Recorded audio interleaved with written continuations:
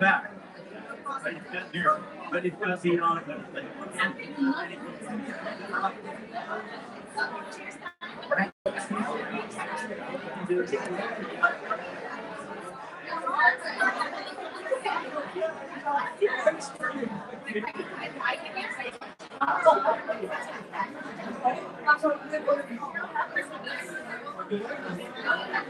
Start in like 10 minutes? Yeah, pretty much. I'm just getting it going. It's hard to watch. You're like,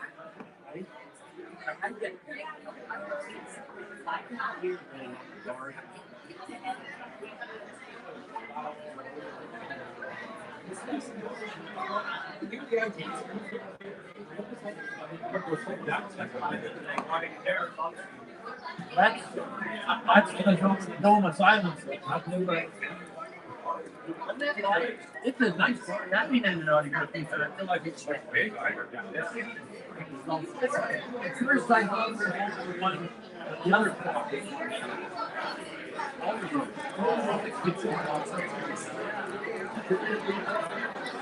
that fucking house. This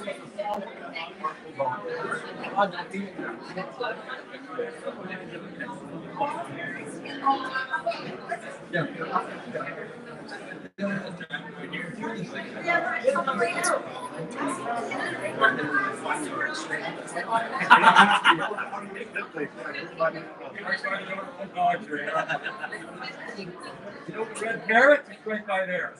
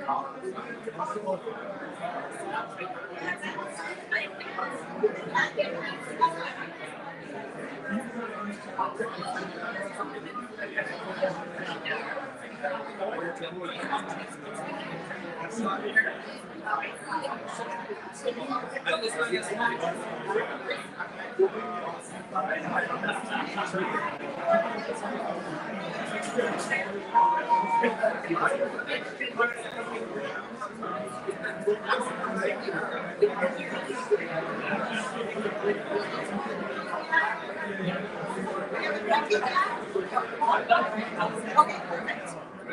Do you guys have drinks? Yes. Yeah. Anyone else have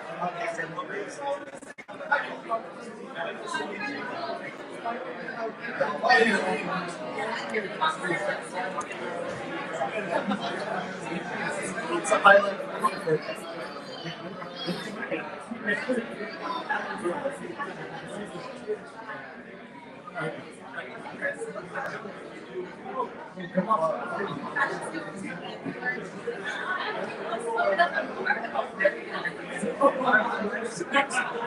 Not gonna get. Never gonna even get.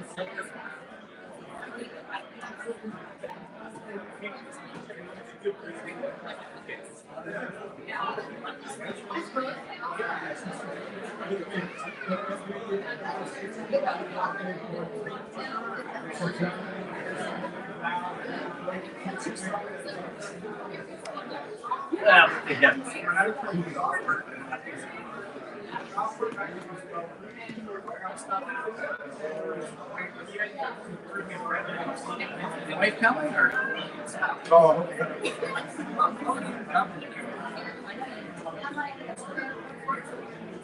what are you thinking? I got one speaker right there. Maybe put another one maybe here. Sure.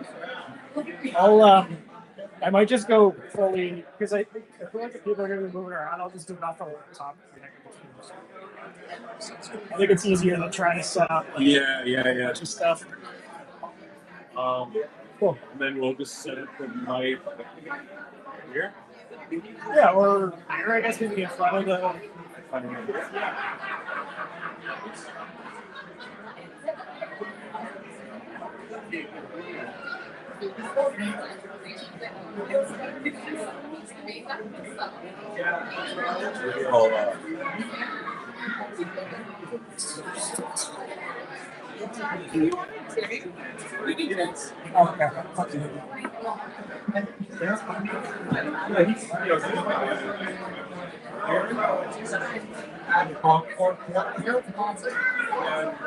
Sitting down.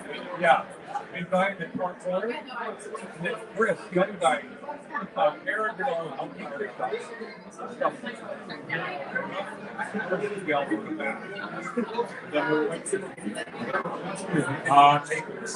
Oh yeah.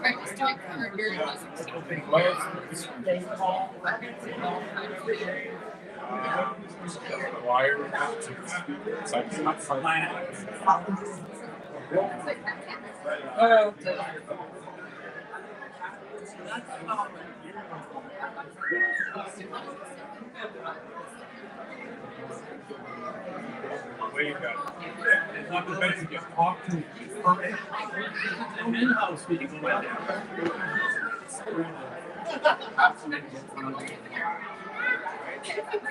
Another one, I think phone call once in a while.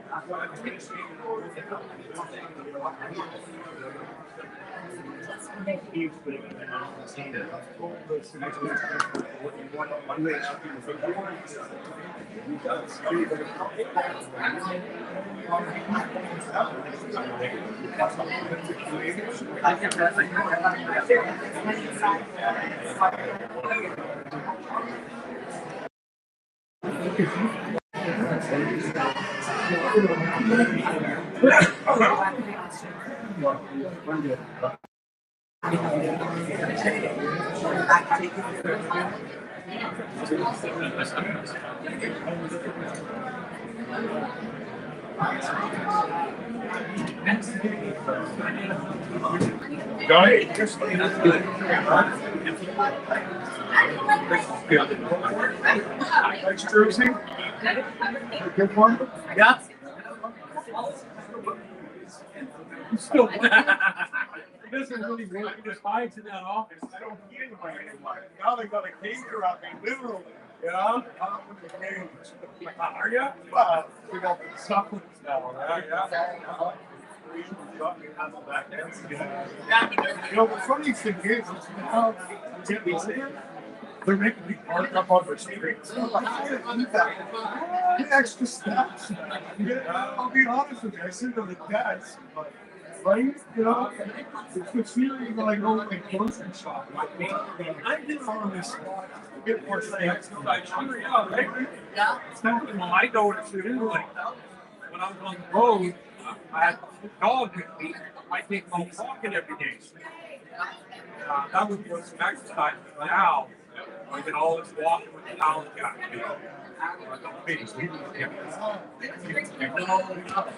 Not a little bit of walking with the dog. He does that. I wasn't hunting. I sit and fucking sit.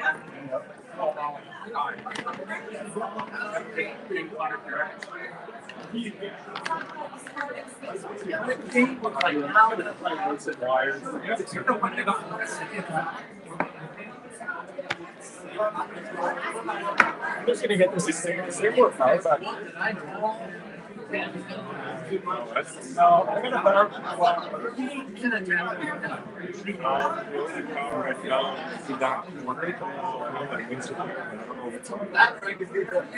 There's power on the ceiling. Oh,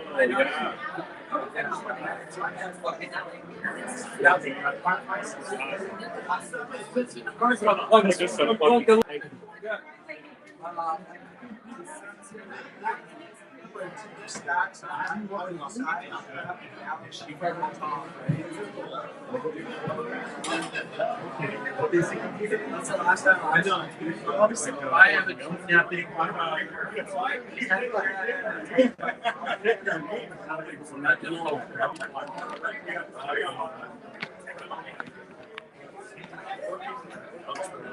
Yeah. I'll clear this out of the way so you guys just move your laptop.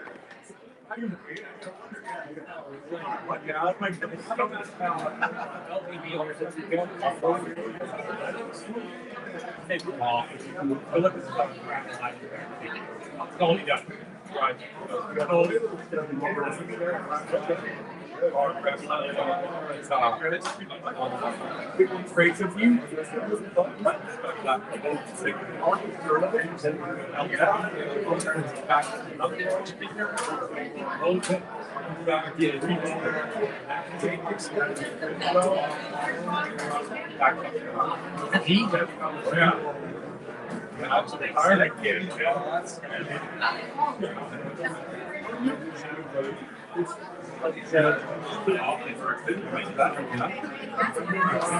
Sorry. We're trying to be Steve favorite color. Yeah.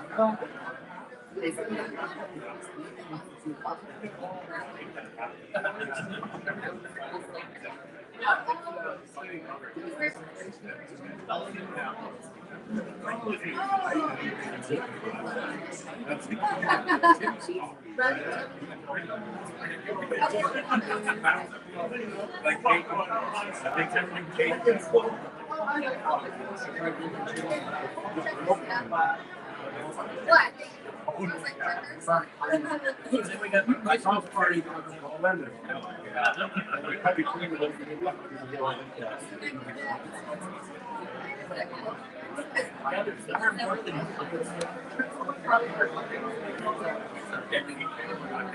Yeah, that's why I'm cutting back.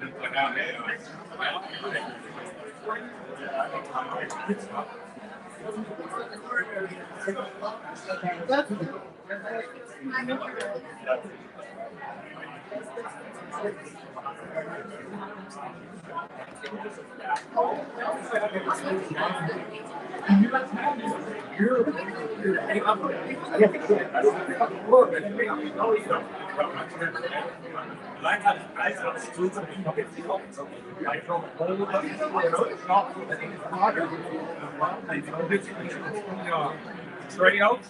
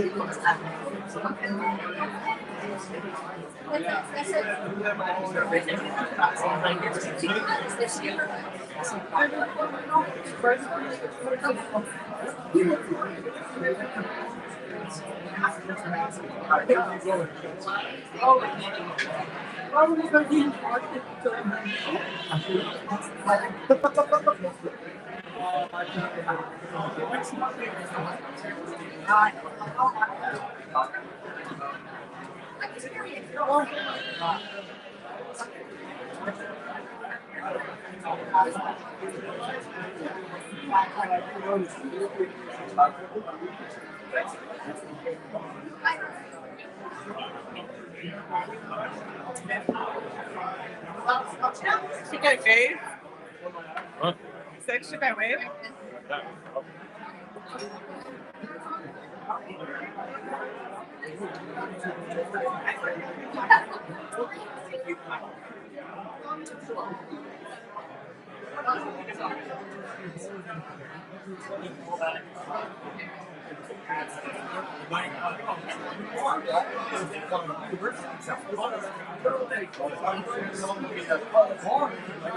Oh, look, when they're having great start hanging out. Hard. I'm gonna get loaded.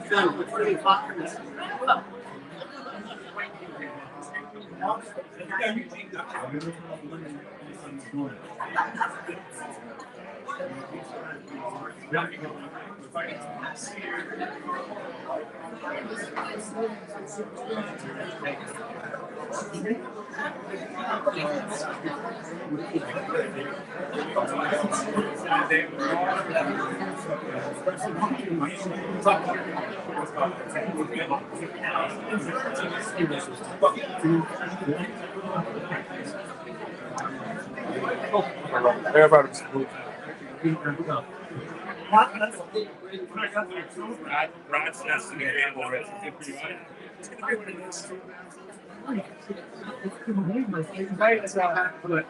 You get all this crap.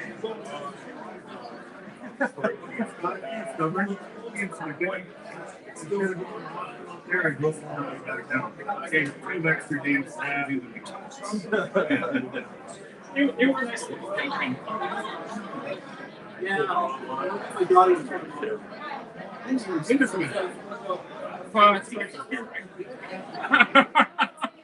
Yeah, I got some something. I didn't sign a watch at home.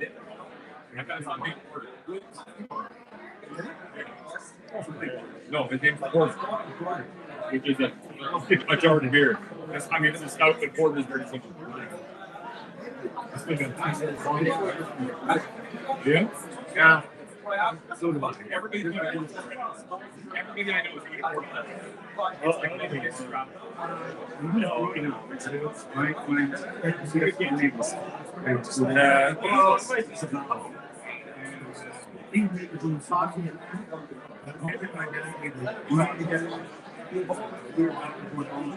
great family, food was fantastic. Never really good fun.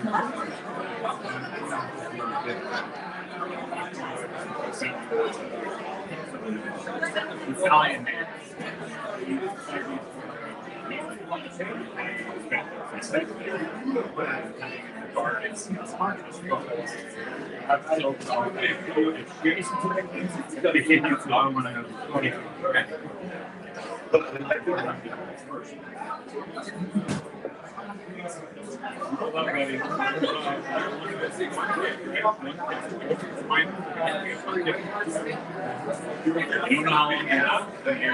And balance the fact that there's things that were coming.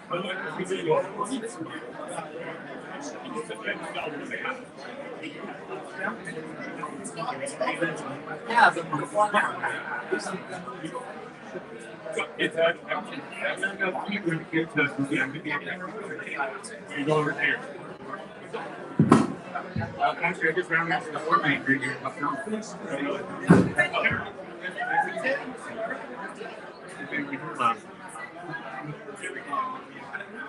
I gotta put this here.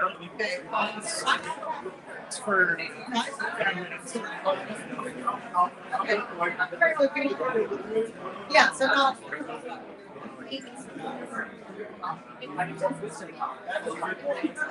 Fitting here. Yeah.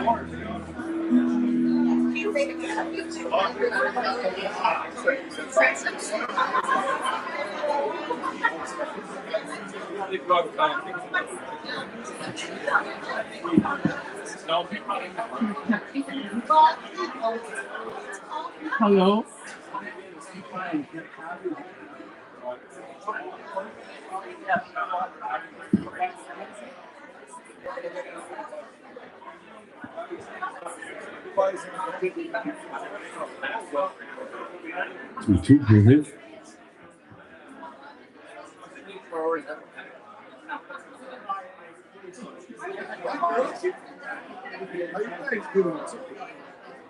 She go all the clean up. I'm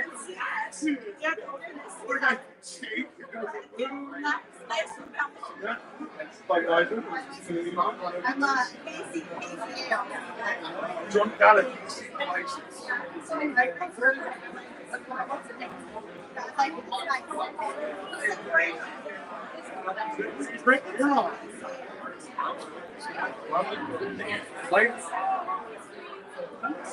Hello, everybody.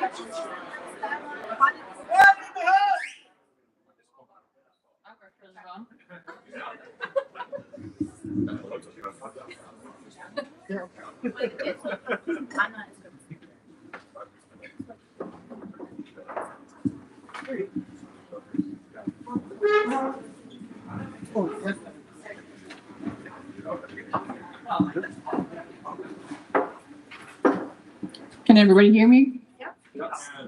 Okay. My name's Christy. I am Steve's youngest daughter. I'm not as great of a public speaker as my dad was, and not nearly half as charming either. So please give me a break as I try to stumble through this. I wanted to start by saying thank you all for coming, everyone who's here and whoever is joining us online as well. A big thank you to the Pacific Coast family who are all here, especially Ryan, Jason, Chris, Amanda, and Janet. I honestly don't know if I could have done this all without you. You really are part of our family now. Thank you also to our family for making it over from the island. And thank you to Joanne as well for all your help through the end there. I wanted to start with a short rundown of my dad's life, and then I'll open the floor to anyone who wants to share a campfire story. Maybe we'll start with the immediate family with their stories, and then whoever else would like to speak can come through. But before I start my campfire stories, I wanted to tell you a little bit about my dad's life.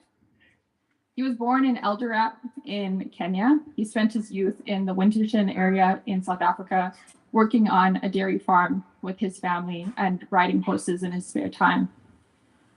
He spent time in the army when he turned 18, and then started in tourism after that. Moved to Canada with South African tourism and met Tracy, who is Candace and Jake's mom. They are his two children. After moving back to South Africa, he met my mom and had me, and they worked together. After that, he married my stepmom, Domay, who couldn't be here today, unfortunately. They lived in Pietermaritzburg while he was working for the city, and then they moved to Underberg together, where he owned Sonny Pass Tours, which is a 4x4 company that went up into Lesotho. They moved back to Canada around 2012 and lived between BC and Alberta. You might have noticed that my dad had a few wives in there. Our theory is that he just really liked weddings. That's why he kept 4 of them.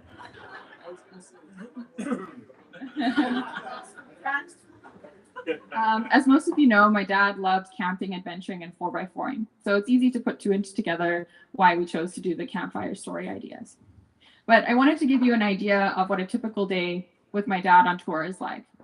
Usually he'd wake you up around 4 a.m. and you wouldn't really know where you were. You were sleeping on a cold, hard floor on a camping mattress. And then you'd spend the entire day looking for animals. You'd see lions and giraffes and warthogs, dung beetles, all those kinds of things. He really had an eye for seeing things moving in the bush, even really far away if you couldn't see them with your own naked eye.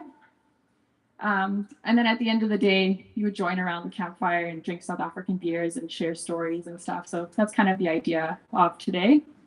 So these are my campfire stories.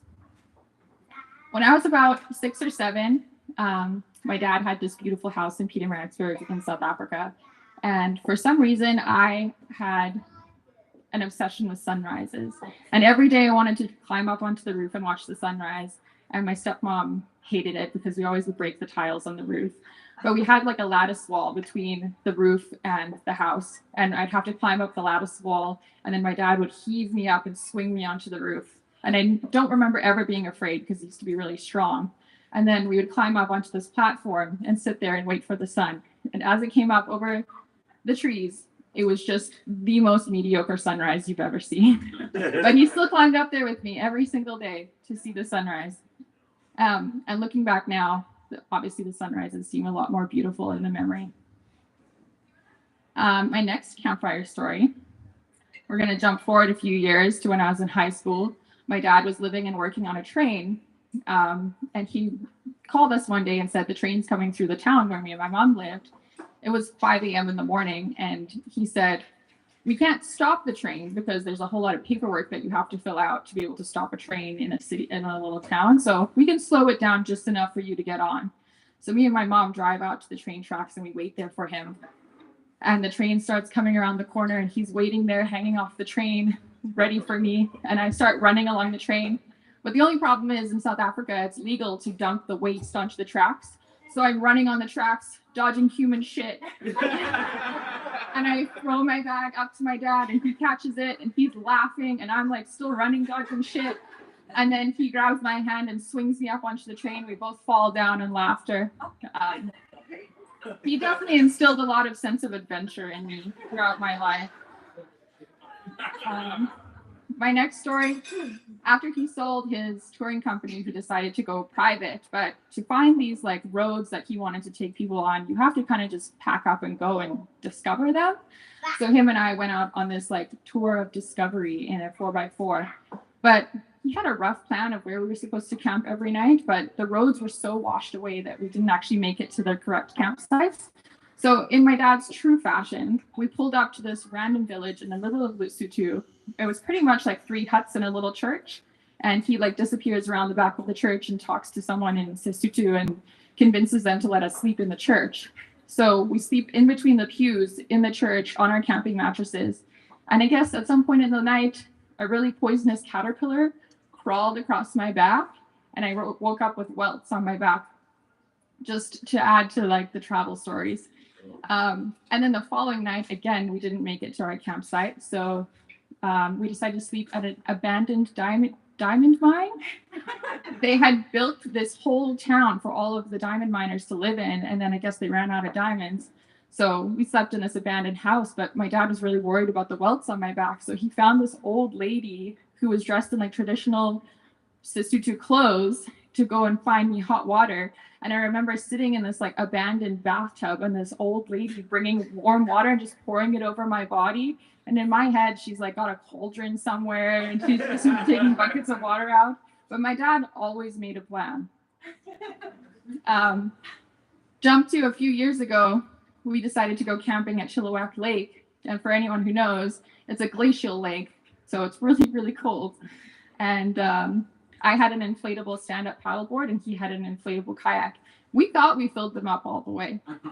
But when we got down to the water, I kind of paddled out and my dad was about to get into his, and he straddled his kayak ready to sit down. But again, we didn't think it was, we thought it was really full, but it wasn't. And as he sat down, the whole thing just ate him up like a Venus flytrap. And all I could see was his legs sticking out and cold water filling in from the sides. But I couldn't help him because I was laughing so hard. And he couldn't get up because his legs were above his head. And that's how I'll always remember my dad in a flytrap. So I'll always hold on to these memories forever. And I really hope that wherever my dad is, there's just a lot of Land Rovers. And that's all I have to say.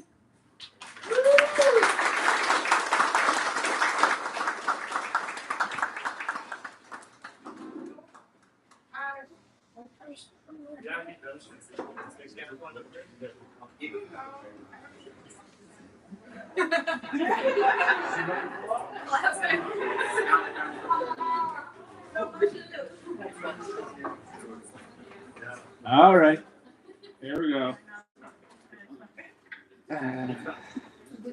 All right, so I am Jacob, and I am Steve's son. I am the wild card. I'm the emotional one. All right. So, if Steve's life was a book, it would be named African Steve, Many Lives, Many Wives. So, I want to explain to you his humor. So, when Steve, at some point, he goes to North America. Okay. He has a family, and my sister and I are born, yada yada. At some point, he goes back to South Africa, and he goes to a pub with his brother, and he has a Canadian accent at this time, and they're sitting in the pub, and someone says, "You must not be from here," and he grew up there. He's fluent in many languages. He's fluent in Afrikaans, and he comes up with a game. And he says, "Oh, you know what? Yes, I'm from Canada. I've been traveling. I met this guy, Peter, who's his brother. And we've been together ever since." And then they're like, "Oh my God, that's such a cool story." And then he says, "He's been teaching me Afrikaans." And they say, "Oh, cool. Okay, tell us." And so say hi to this lady. And he says, "Hi." I can't even say it, but he says some pretty funny stuff like, "You have a nice bum, maybe." Okay. And then they all start to laugh. And then they look at Peter. "Peter, you're teaching him how to do that?" And then they do the next person. They say, "Okay, say hi to this guy." And then he says, "Go poop in the cornfields." And he's doing it with a Canadian accent, but pretending that he's not from there, right? And they did that for the night, and people couldn't really catch on. So I just like that playfulness of them. Like these things were a game, right? So, so I'll tell you a little bit about my experiences with Steve. I'll give a broad stroke of his life. Okay, Christy already did it, but I'm gonna do it too.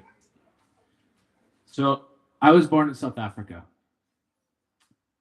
We lost my mother when I was quite young. She was from Rhodesia. It was just Steve and I.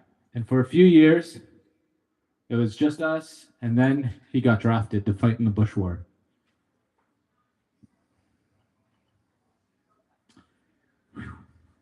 He had longtime friends who were Zulu, and he left me with them to go fight in the war. And I didn't know where he went, right? As a kid, I couldn't understand, where did he go? Right? And I sort of got amalgamated into the community. And I kind of forgot where I'm on the page here, but I stayed with this family in a hut in the back with the dogs. And I started to learn the way of the Zulus, of the culture. They were teaching me the ritual. I learned how to hunt with the bow. But I kept asking, like, where's my father? Where did he go? And they would say to me, "Umdada, Ukulu, Oshonoile, Oe Maya, Unkupulele." Gotcha. I was born in Canada. So I'm born in Canada. I'm Canadian. I love it here.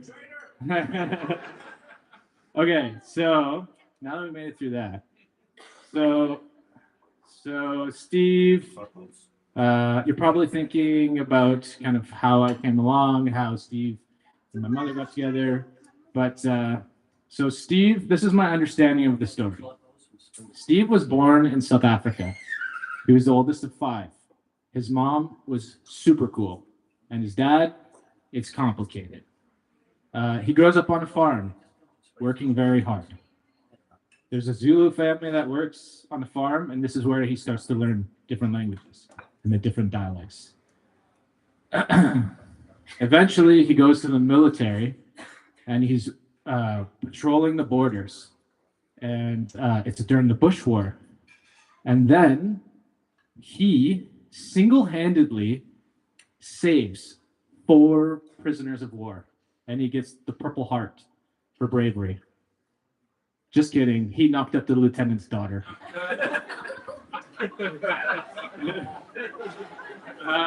But from that point, things were maybe a little complicated, and he got kicked off the farm. Anyway, moving forward. So from that point on, he's the man, and he's doing different things, and he has certain jobs that Christy's told you about. He's successful, and then he starts signing pass tours. Yeah. From my understanding, and this is the stuff. This other stuff is kind of boring to me. Signing pass tours is so cool to me. He has like 6 Land Rover Defenders. They're taking tourists up the pass, signing pass into Lesotho, and he's just a total mountain man. And then so he'll do that all the time. The road up to Lesotho, the area is called Koko Ngata, and it's the name of it. It's a big bowl, and it's a valley with a switchback road, and that means like the ring around the old man's head. And anyway, super neat. And he always had a trailer ready to go. So when it was time to go camping, he would like hook on his trailer, and he was just always ready to go into the bush. And then, so at some point, he gets this tourism job, goes to North America, sells all his business, all his stuff. And then my mom and him end up together. And that's a long story. And I'm sure there was very beautiful times, but it was quite tumultuous, if I said that right. But it was the 80s. It's okay. Like, it's understandable, right? And at some point, they split, and he goes back to South Africa. And from this point on, somebody can tell the story, right? I got us this far, but at some point, we get Christy, who I love dearly. And so I feel like I'm losing where I'm at. So anyway, here's where it gets a little bit emotional. So my father wasn't really in the picture for me until I was about 15. And I grew up with my mom and my sister. And my sister and I, as kids, we were very cool, and we were very wild. And so anyway, we go to South Africa. I'm 15. We do some trips, visiting family, and some really nice, wholesome families, people in our family, and then we also do some wild card stuff. So at some point, we're visiting my wild uncle, who I love, and then I end up somehow, he was a policeman. Somehow I end up drunk with 2 cops going on a break and entry call, and I'm shooting a gun out of a police car. And this is Africa. It was amazing. And then what else happened when we were there? I hung out with my cousin Jimmy and Justin, and we had really good times. And also, so at some point he borrows quads, and we go up Lesotho, up the pass, up Sani Pass, and somehow I turn a corner. I'm going too fast on the way down. I turn a corner, and I launch a 4-wheeler off a cliff and totally wreck the 4-wheeler. And I just remember like standing there, and he came around the corner, and he's just like, well, okay, this is our new experience. So anyway, I'm still I'm losing where I am here. I wrote this last night. So from here, I'm going to lose this script. But anyway, my father and I, we had a complicated relationship. He left when I was young, and I love him. I really do. But, there was like some closed doors between the both of us. And I remember as a child, that he wanted me to call him Nadala. I wouldn't call him Dad because he wasn't really around. And I was like, nope, I won't call you that. I'll call you Steve. And I was always testing him. And I think our relationship together, we failed. If we were a business, we would have went bankrupt. But we did love each other. And so it's like a call to action. You know, we only have so much time. So just do the thing. Have the conversation if you can. Go through it, right? Don't just like throw up walls. Just have these conversations, be close with people, and yeah, this is life, right? And I don't know, kind of lost the plot here, but all I'll say is that I love you, Madala. Okay, my dad, I love you, man. I accept you. Go well. And then, as far what Christy's talking about, I hope that he's somewhere with a lot of Land Rovers. And from me, my perspective, believer in reincarnation. I believe whatever y'all believe, but for me, I really feel like I understand. It doesn't matter where you go in the universe, you're always going to have two things. You're going to have you and you're going to have God. And so, or spirit, or great spirit, or whatever you want to call it. So I have comfort in wherever he went, that he has those things. And that gives me comfort. And thank you. Cheers.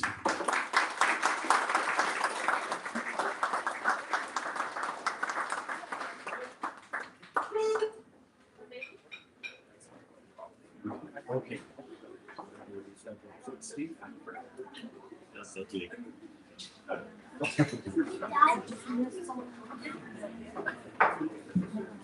Hello, I'm Candace, and I'm the last sibling to speak.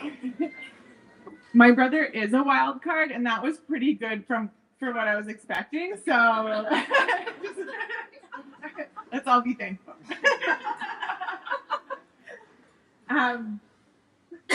Now that I understand it's campfire stories, I have a lot less to say.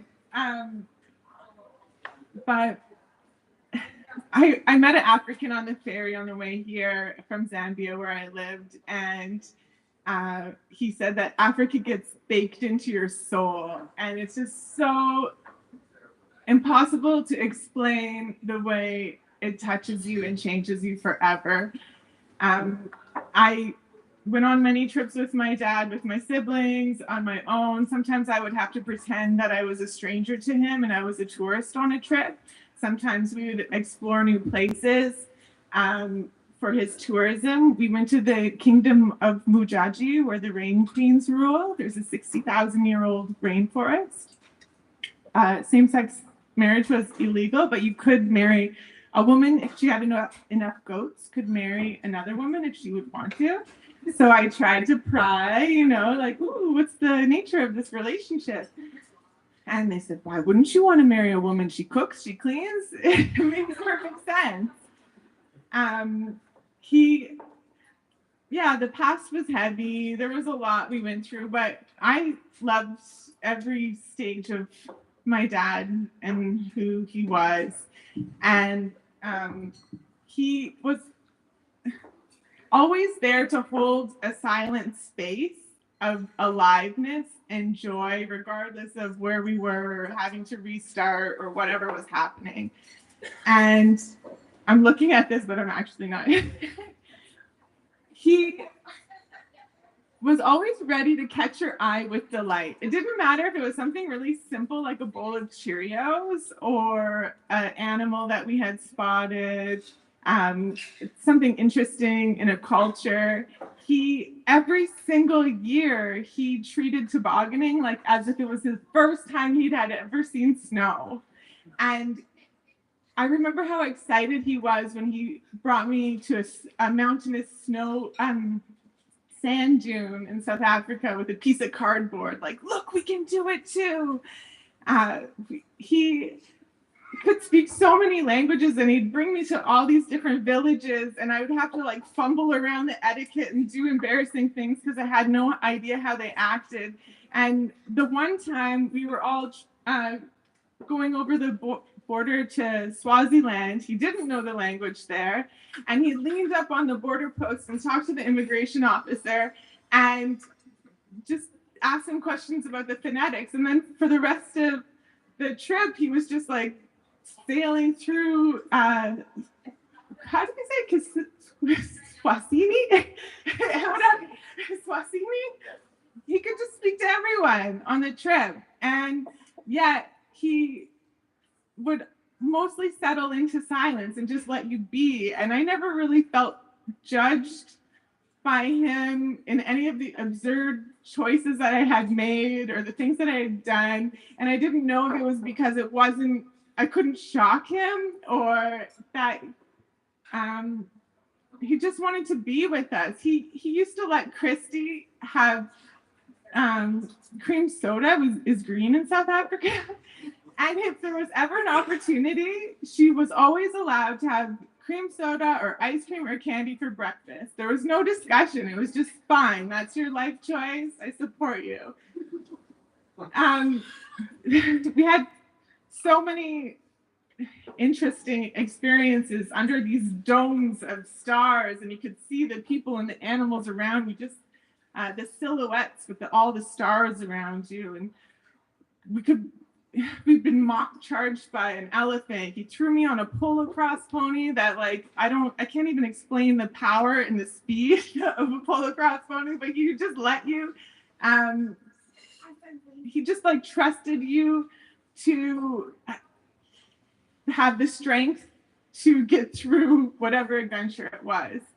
When we were leaving Swaziland, we stopped to get supplies. You had to have like 2 gas tanks and like all your water under the car and everything, because there wasn't a lot of places to pick up supplies. And I saw a kitten on the sidewalk and I picked it up. And I started walking through this store with this kitten and feeding it wieners and whatever. And he never said anything. And I brought the kitten into the car and we all kept driving and he never said anything. And as we pull up to the border, he just says, "You better keep that thing quiet."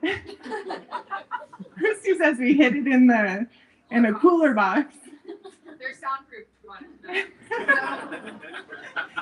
And apparently that thing was like half African wildcat or something, so it's highly illegal.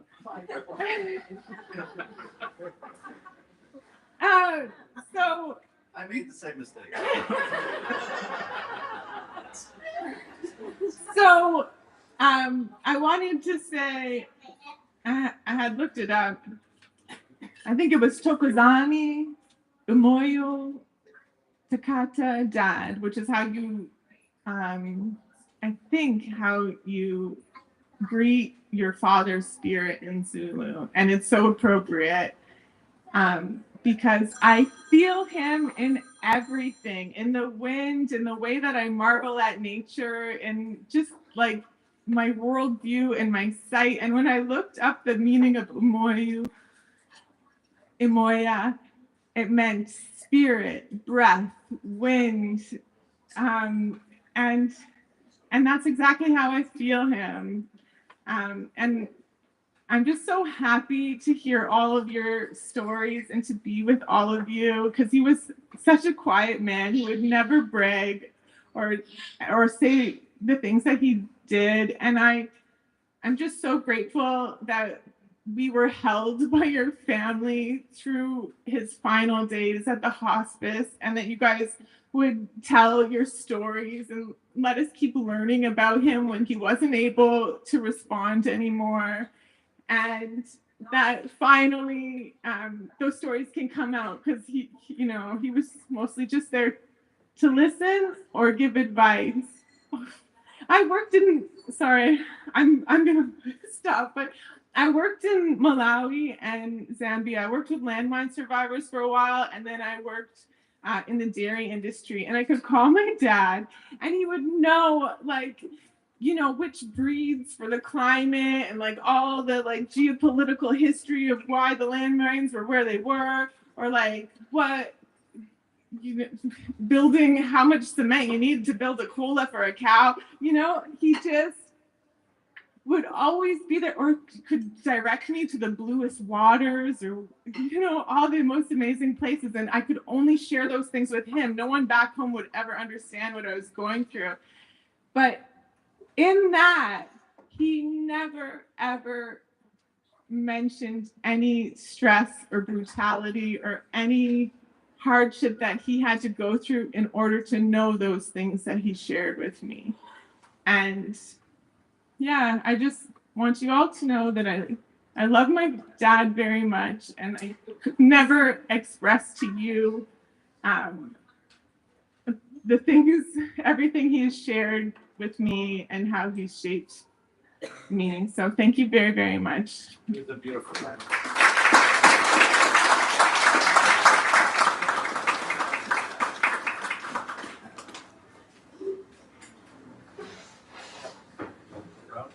I just wanted to double back because I lost the plot. So my thing there, I was like trying to tell you that I was like kind of this wild kid and blah blah blah. And then the second time we went back, I was 19. This is Wolfie, by the way. You want to say hi? Hi.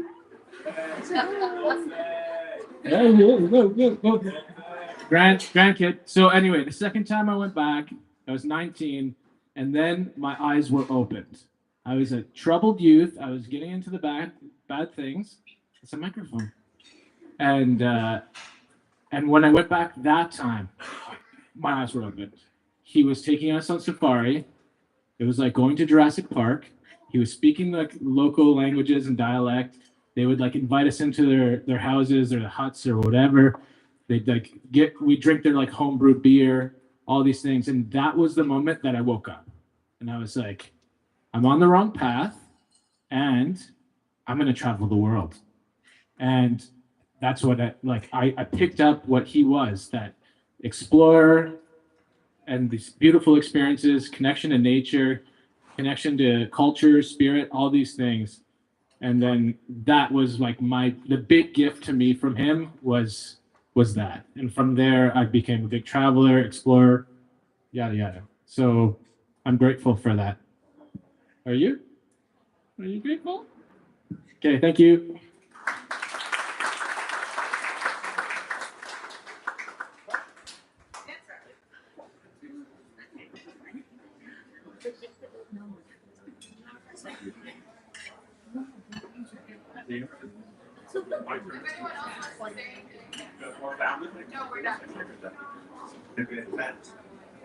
Okay, I'm the de facto voluntold.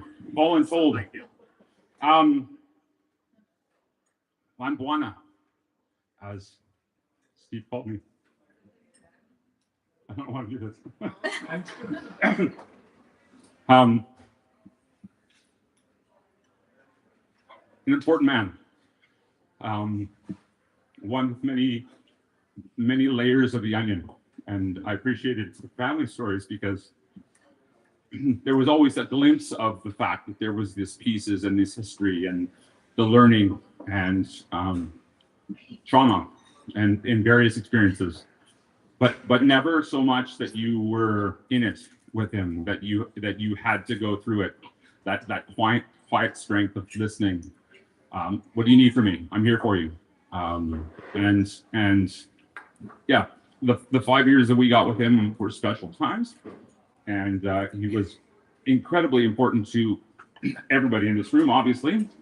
And I mean, Ryan talked about it last year or this fall, taking a trip to Alberta with Steve and sitting beside him as I think Steve drove. I can't remember how that went really, but the amazement and slight horror that we felt realizing how hard he was working for us and how it didn't matter what he was doing. There was 1,000 phone calls and 1,000 problems that he had to solve, and he did it with quiet resolve, never complained, never even told us what was going on, which was amazing and also slightly traumatic for us because we didn't realize that we had overloaded him as badly as we had. And I mean, we've talked about that perhaps maybe that lease on life was what got him going, but also the realization that we worked him too hard. So, and yeah, just special. I love the times that we had, the quiet talks, the quiet space, the availability to, support whatever was needed in a quiet smile with fast quips and jokes and subtlety, somewhat inappropriate at various times. But there was so many things. I mean, even the last time Ryan and I got to see him in the hospital, I mean, he was struggling so hard to be present because he wanted to be part of what we were talking about. And there was a couple jokes and it was like facial expression of complete understanding, and I am part of this joke and taking it to another level. And he didn't say a damn thing. It was all facial expression. So yeah, we want to thank you as a family for allowing us to be there. It was special. Thank you.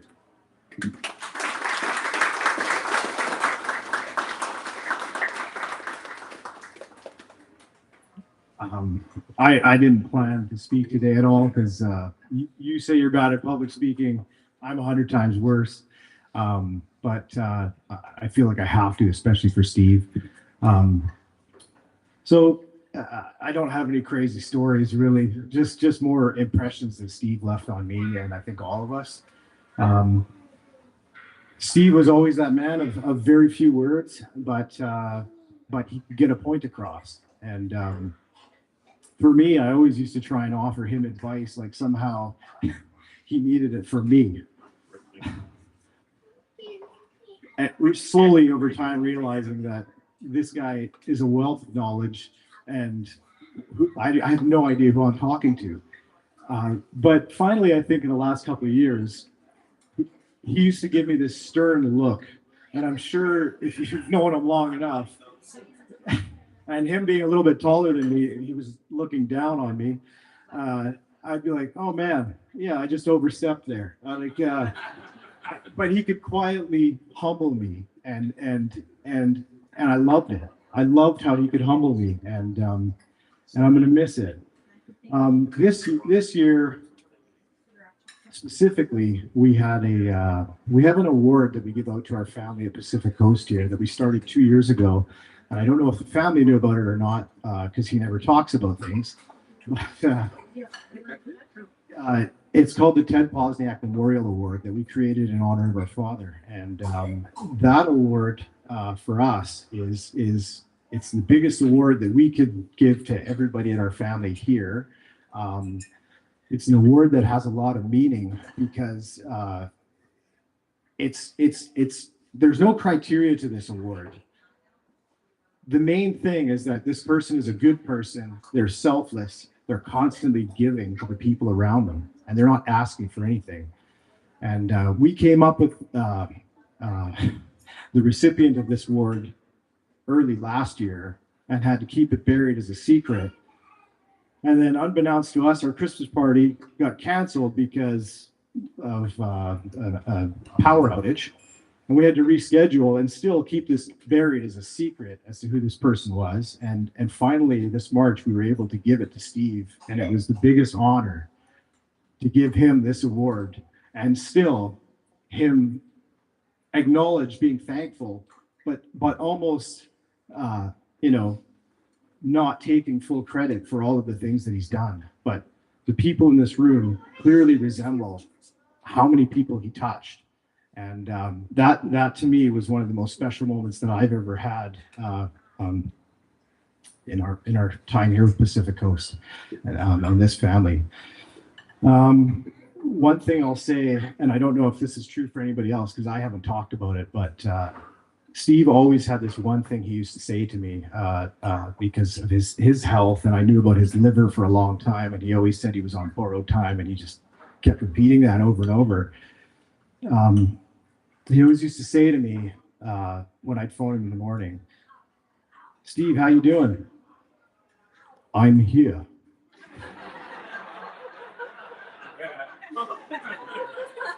And I'll never forget it. And I believe that he's here right now. And we're going to miss you, my friend. Thank you.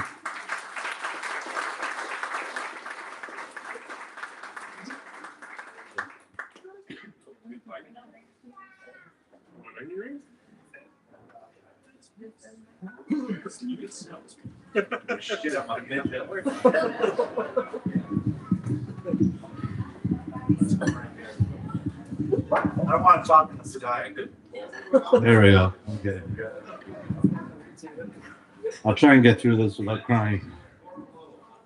My name is Michael. For those who don't know me, I'm a highway driver for Pacific Coast.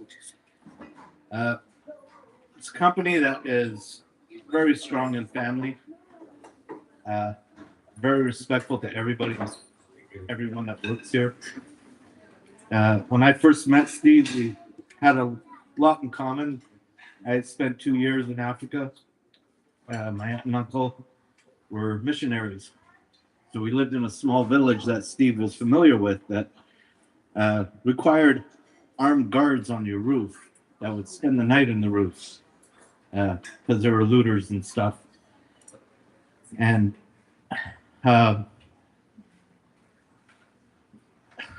sorry, Steve, I can call that guy anytime, day or night. And he was always, first of all, his accent was very pleasant. It was a very good voice to hear. And whether I was having stress on the roads or frustrated or anything, it didn't matter if he was sick. He answered that phone all the time. And one day, I was in Calgary. I just gotten into Calgary, and I don't know what happened, but I ended up with an allergic reaction.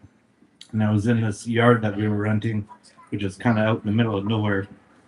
And I don't know why I didn't call an ambulance. I called Steve.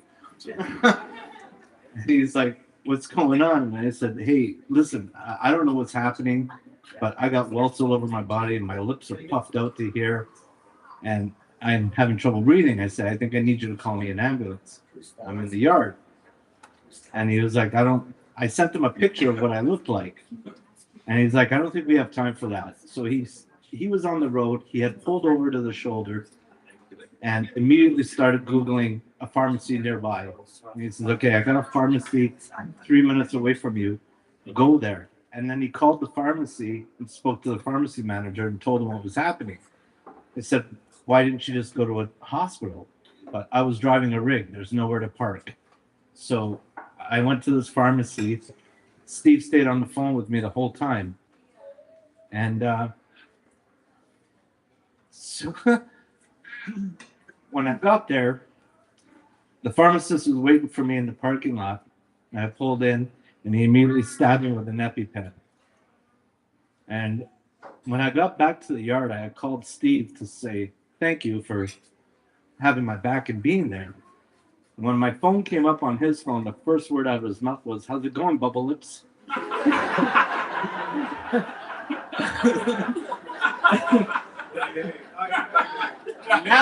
That's been my nickname for him every time I call him. So every day that I call him, he's like, "What's up, Bubble Lips? What's going on, Bubble Lips?"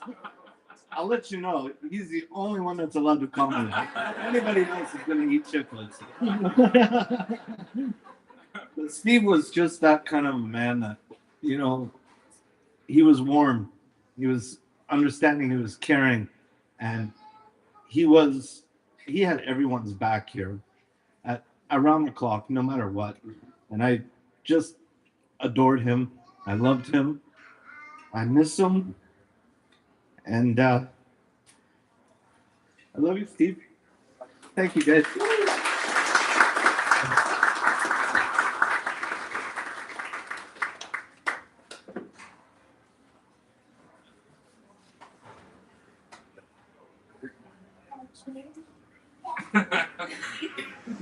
Go on now.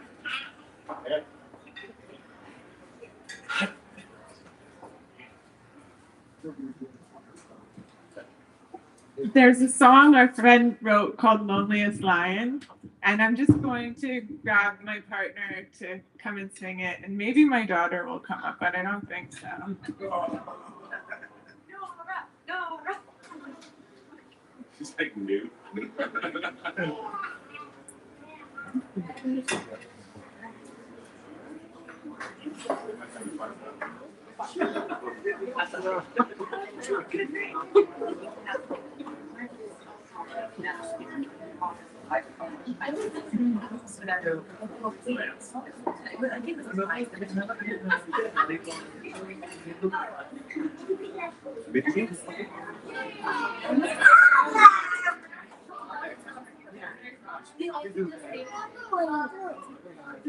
Ari, hey, the microphone's over here.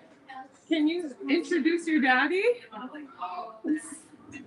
is my daddy. Huh? And what does the lion say?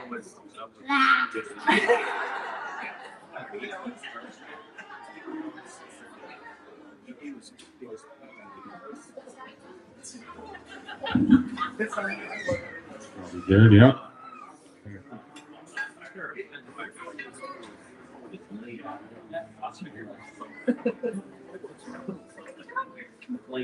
So I feel this song is very fitting for the man that Steve was. This is a song written by one of my brothers in Toronto.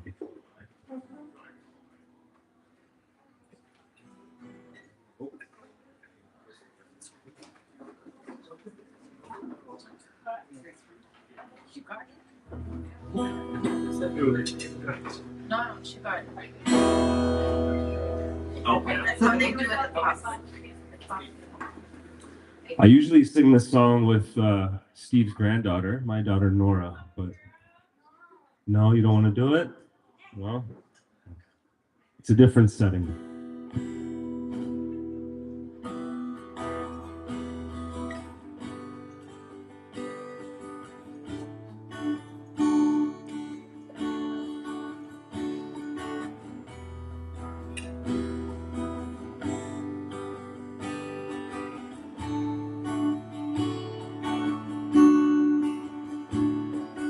Loneliest lion fights from within. Loneliest lion walks back and forth again. Rush the blood through my legs, the back of my head. Loneliest lion to ever walk this land. To ever walk this land. Ooh. To ever walk this land. Ooh. Fighting with fire, blood rush through my veins. Lonely as I am to ever walk the stage. Rush the blood through my legs, the back of my head. Lonely as I am to ever walk this day. To ever walk this day. Ooh. To ever walk this day. Ooh.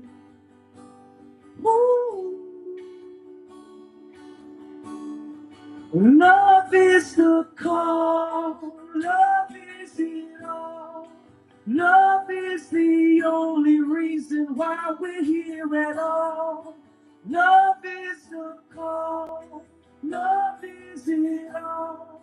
Love is the only reason why we're here at all. Love is the call. Ooh. Love is the call. Ooh.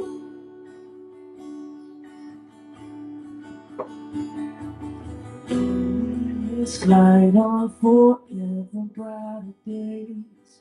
Loneliness light on forever brighter days.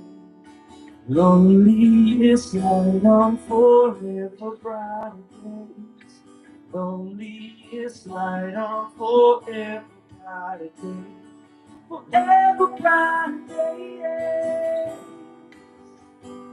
Ooh. Forever brighter days. Ooh.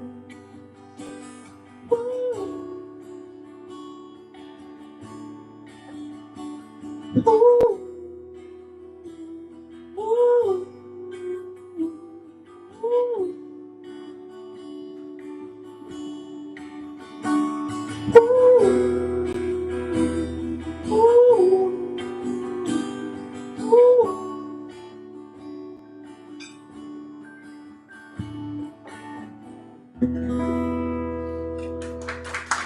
Thank you.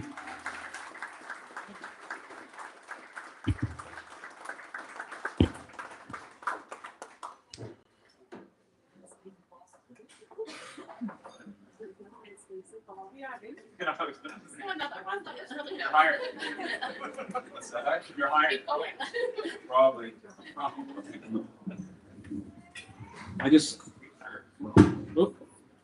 I wanted to come back and just thank everyone. I don't know if we're gonna keep talking or not, but yeah, Pacific Coast Distribution.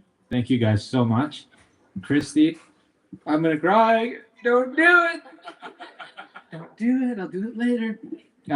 Mike, my good buddy Mike, he's doing the live stream for people across the world. My family.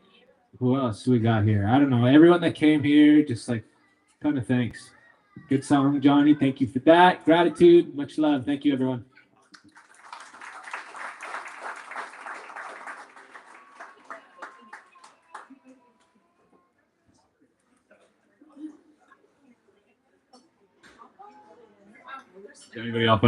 Anyone else have a story? No? We've got some platters over here for food, so anyone who hasn't ordered, there's food that could be eaten. And at some point before we leave, it would be great to get a big group photo by the trucks. Yeah, thanks for coming.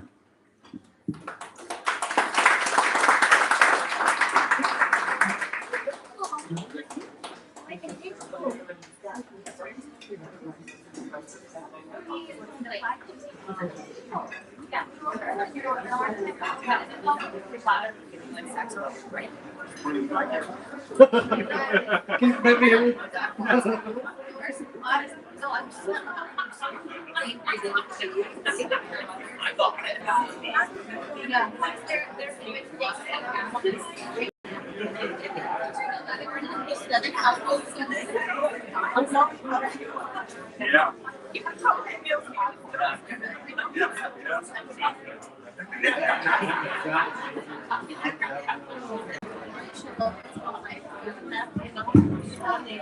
I feel like basic when it's dragon but I had other things first like I never he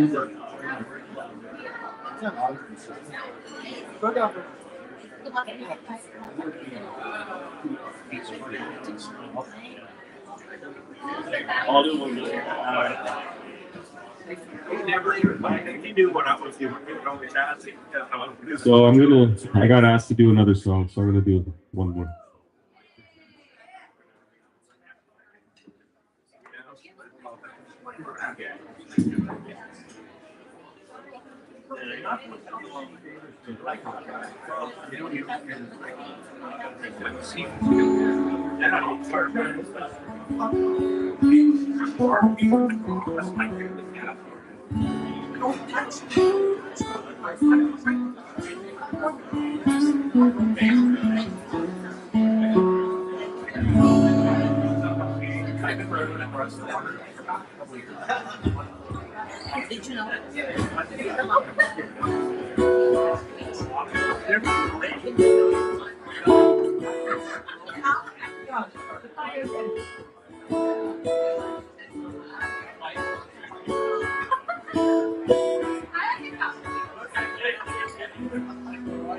One little bit closer,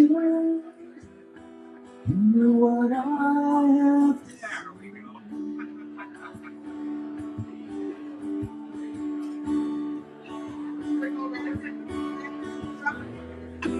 Just like children sleeping, we can dream this young.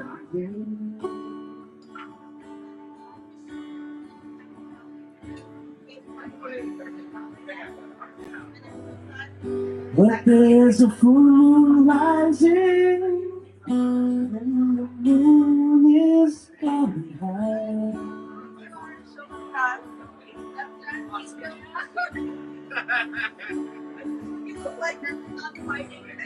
You know where the music's playing. Let's go out and feel the night.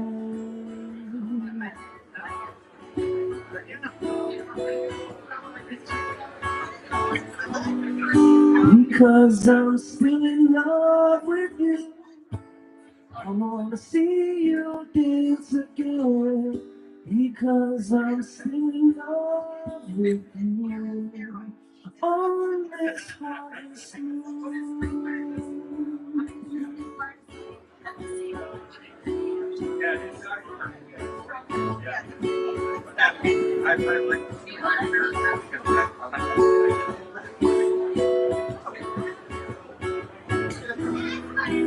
When we were strangers, I watched you from afar.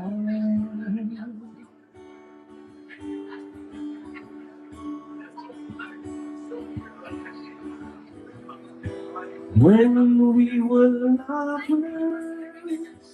I loved you with all my heart.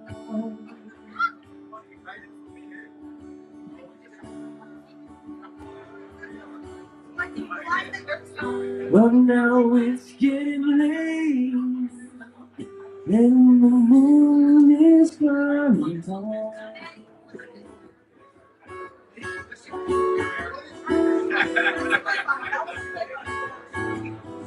I wanna celebrate,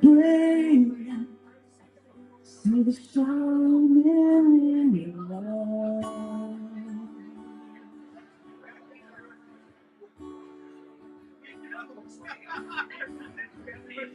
Because I'm still in love with you.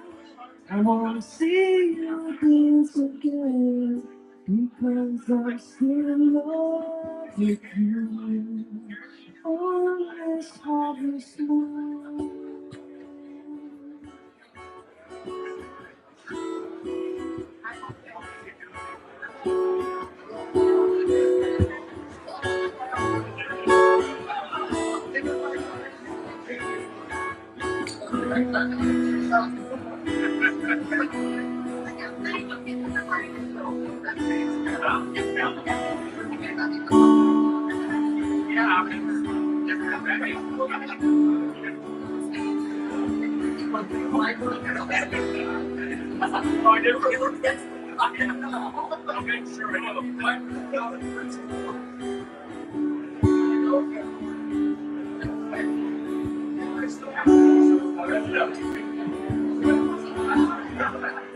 Because I'm still in love with you. I wanna see you dance again. Because I'm still in love with you. On this harvest moon.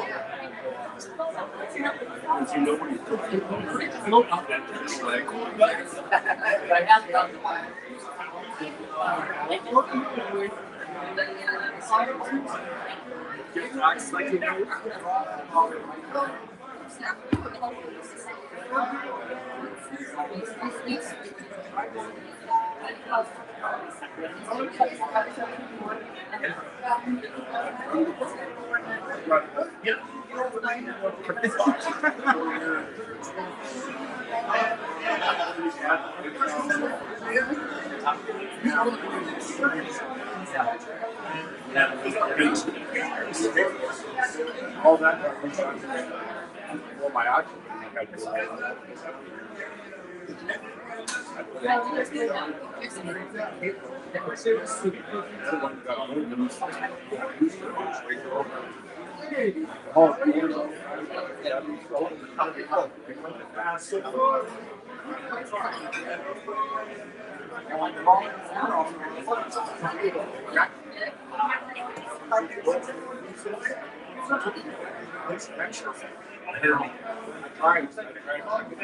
Like just to mention that, what is